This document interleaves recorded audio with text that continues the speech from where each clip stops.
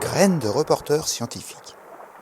Une série de podcasts sur les enjeux de l'océan réalisés par des élèves francophones du monde entier, en partenariat avec la Fondation Tara Océan, le Centre pour l'éducation aux médias et à l'information, le ministère de l'Éducation nationale et de la jeunesse et l'Agence de l'enseignement français à l'étranger.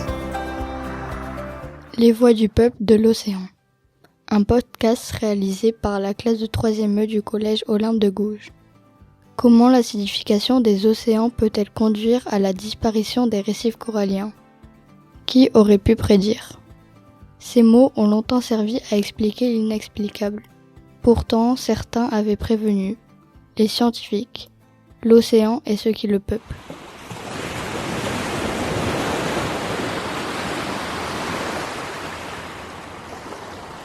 Je suis Limasina Elisina, papillon de mer. Je vis en silence dans l'océan Arctique. Entendez le SOS d'un coquillage en détresse. Ma maison, dérobée par l'océan.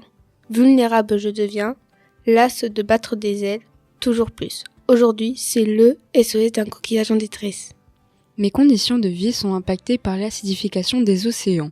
Elle dissout l'aragonite qui compose une grande partie de ma coquille, me rendant plus exposée à des infections et à être plus facilement la proie de mes prédateurs. Corail bleu turquoise, Dans les fonds marins de Mayotte, hémisphère sud, entre Madagascar et Afrique. je meurs. Squelette effacé ou froissé, Couleur fanée, cœur abîmé. acide océan. Je suis touché par l'acidification des océans qui provoque une modification de la chimie des carbonates. Cela provoque la dissolution de mon squelette. Si vous voulez encore me voir au fond des océans, protégez-moi.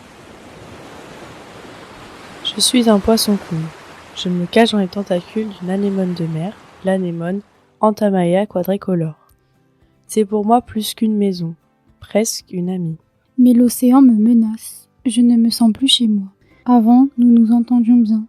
Nous étions très proches. Aujourd'hui, il m'en veut. Il me persécute. Je ne comprends pas pourquoi il s'en prend à moi. Bientôt, je ne pourrai plus entendre. Et mes prédateurs en profiteront pour éliminer toute mon espèce. C'est notre dernière bouteille à la mer. Si vous voulez continuer à nous voir dans les océans, aidez-nous et protégez-nous. Je réside au Canada. Je suis pêcheur. Je vis plus souvent sur mon bateau que dans ma maison. Je pêche des crustacés. Je les vends. J'en vis. J'en souffre aussi. Je les vois mourir. L'espèce s'éteint. L'acidification des océans les fragilise. Depuis la révolution industrielle, l'homme produit du CO2, l'océan l'absorbe, ce qui rend la biodiversité marine vulnérable. Ici, la voix du grand bleu, qui parle à travers les vagues et le souffle des vents. C'est un appel à l'aide qui s'élève des récifs fragilisés. Un voile d'acidité se dessine sur ma surface, affaiblissant chaque vie qui y circule. La vie marine se réorganise face à cette menace, et les habitats se réduisent comme des frontières qui se ferment. Et moi, l'océan, autrefois vaste et généreux, je porte le fardeau de vos choix. Mon souffle se fait plus court, l'horizon s'assombrit. Les coraux blanchissent, les mollusques s'affaiblissent, la structure des récifs s'ébranle. J'absorbe environ 30% du dioxyde de carbone que les humains produisent en masse, ce qui réduit le pH de l'eau de mer. C'est l'acidification des océans. Cela devient de plus en plus inquiétant. Nous avons franchi une limite planétaire qui menace gravement les écosystèmes marins. Qui aurait pu prédire ? Pourtant, la science, elle, depuis longtemps savait.